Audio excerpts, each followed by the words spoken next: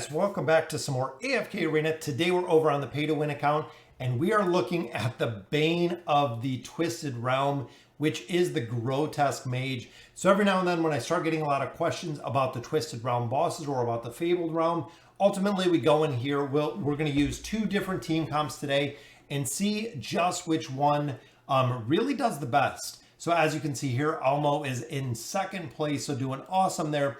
So the first team comp that we look at is running Isolde. So Isolde does have to have the 3 of 9 furniture bonus because essentially that is what brings all of his power, guys. When you look at that 3 of 9, Isolde's attack rating is increased by 1% and his attack frequency is increased by 1% until the end of battle every time he loses 3% of his health. So as he's taking damage, he does more damage and he does faster damage with the attack frequency increase.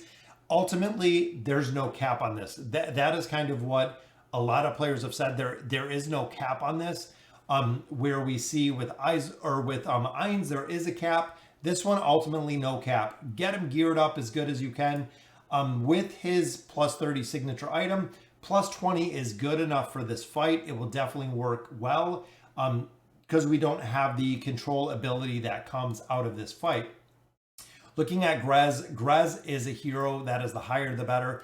Only needs a plus 20 signature item for that heal that he receives.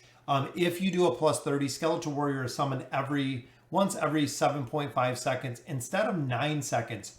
So you get a 1.5 second faster skeleton there. Remember, the battle's only a minute 30. It only gives you a few extra Skeletal Warriors the entire fight, but it can make a difference depending where you are in the campaign. The big thing that Grez needs is the 9 of 9 furniture because his minions come up with the Shadow Shield. That means they are going to have a big boost to increase survivability. Ultimately, that is exactly what you want for this fight is the 9 of 9 furniture on Grez. Then we look at the twins. The twins, of course, are the ultimate superpower, the first hero that you should build because boom, right there with Hope, the haste persists for 10 seconds. So you cast haste on all of the allies in the battlefield, including Grez's minions, allowing them again to supercharge. Silas, you want in the formation only if you have a plus 30 signature item. This is really the big one. Allied heroes that have more than 50% of their max health receive a 20% attack boost, which is very strong, guys.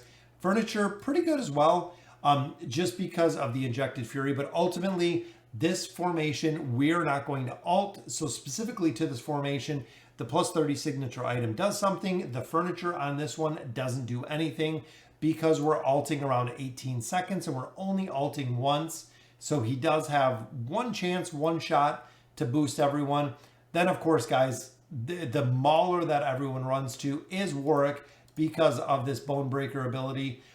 Enemies receive more damage. That is the mainly and the only reason that players build Warwick. You do have to have him strong enough for the survivability aspect of it, but this is the team comp we're using. Ultimately, Isolde, we are going with the Chaos Bringer here. The call, if we ran a call on Silas, remember, we're not worried about his energy, guys. We don't want the energy on him, which we could probably change this up for the twins too, because again, we don't really need the energy. We're only ulting one single time. But remember, guys, this does have haste. That is the other big thing here is with the haste. So ultimately, also with the twins is they do link these first two heroes together, which allow them. So as Isolde gets stronger because of the link between them, it will in turn make Grez stronger. As the boss gets stronger, Grez steals some of his power, in turn through the link, giving it back to Isolde, which is very cool when you think about how it kind of works. So it is the link right here. Attack and defense rating for two heroes in the State of the Union both increased by 20% of the other union's own value. And then attack, defense, crit rating, dodge, accuracy is increased by 15% of the other union heroes. And like I said, with them being linked and the boss is getting stronger, that is how we just maximize this damage. So ultimately, we're going to come in here. We're going to give this 2 attempts. Well, take off auto, guys. Don't make that mistake. So we're actually going to try to run this down to 18 seconds. So when this gets to 18 seconds right up here, we are going to go ahead and ult everyone. The issue I have right now is usually Warwick will die before I hit that 18-second mark, just because I don't have him built enough. And there he goes, guys. He went down fairly quickly there. There's that 18-second mark. Boom.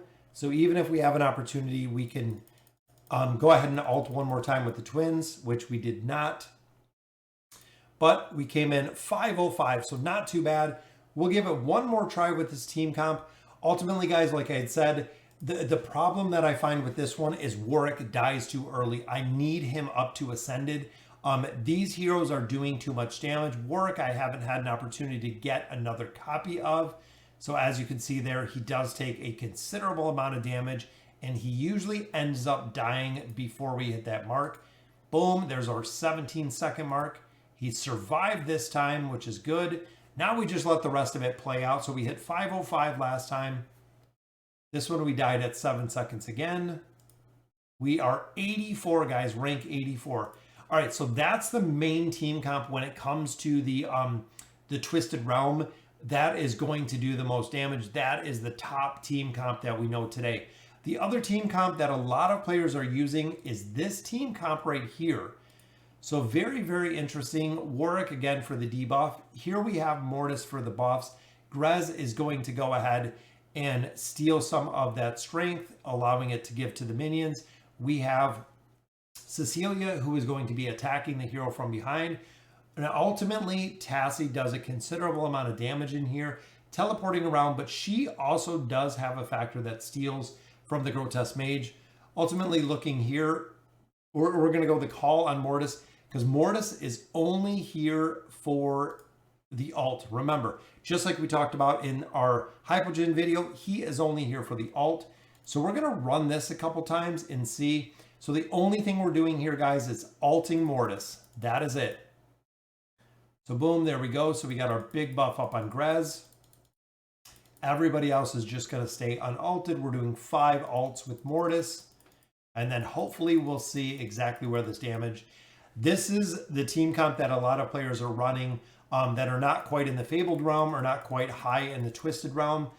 This seems to be a very, very effective combo that players are running. So there we go. So there's our 5 ults. Now we're going to wait till about 5 seconds if we can live that long. Which we'll see. It looks like it's getting pretty dicey. Remember, when Grez's minions dies, he does heal himself. So even there, guys, in the Fabled realm, look at the difference between the 43, the 100 there, and then the 22. But ultimately, this, again, is the alternate that players are running. So when I look at my free-to-play account, when I look at all of my faction accounts, this is the top team comp that I see across the board. Ultimately, just having Mortis ult and doing a lot of damage. I think some of it's because I don't have Cecilia built up high enough. I have a low signature item on her. Tassie's pretty well built. We do have Tassie's furniture. Warwick, again, the survivability issue we find with him. He does die out very quickly. We need to get him buffed. So that is it, guys. That is our ults. And this is how players are running it. But my team is just dying out too quickly here to really be effective at this level. All right, so we'll give this one more shot. We'll go ahead and we'll put in our core team. Hopefully we can get lucky with our formation. Boom, there we go. And again, no ults. We're going to wait till 18 seconds if we can keep Warwick up on this one. Essentially, this boss, everybody hates, guys. This is the one unanimously that players despise, that players hate to do. And we lost Warwick. We lost our whole entire team very, very early on that one. So that was a complete failed attempt. A lot of players use a significant amount of diamonds to go ahead and reset this. But being at 85, I mean, look at it. We got one good shot there at 100. Even the same team comp did 13. Same team comp did 43. And then, of course, the secondary team comp in there as well. So, guys, that will do it for the Twisted Realm. That is the Grotesque Mage. Again, This is the Twisted Realm boss that everybody hates. It is such a pain in the butt, especially if you don't have the heroes like Isolde that can really support it. So let me know in the comments what you guys think. And as always, thank you guys for watching.